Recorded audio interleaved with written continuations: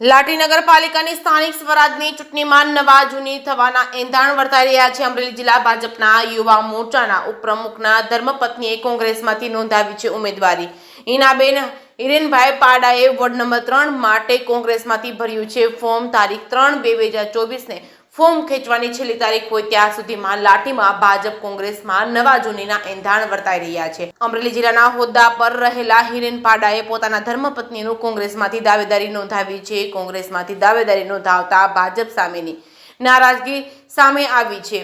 જે કેસની ગુજરાતી સાથે જૈનિક સુચિત્રા અમરેલી લાવી રહ્યા છીએ। ભાજપના જ યુવા ઉપપ્રમુખ છે તેણે કોંગ્રેસમાંથી ઉમેદવારી નોંધાવી। લોકશાહી છે, તમામ પક્ષના લોકો નાગરિકો એમને પોતાનો અધિકાર હોય છે કે આ પાર્ટી કે ઓલી પાર્ટી કરતાં ક્યાં વિકાસ થઈ શકે એવું છે, ક્યાંની સાથે રહીએ તો કામ થઈ શકે એવું છે, એ દિશાની અંદર પાર્ટી જોઈન્ટ કરતા હોય એને ઉમેદવારી કરતા હોય છે।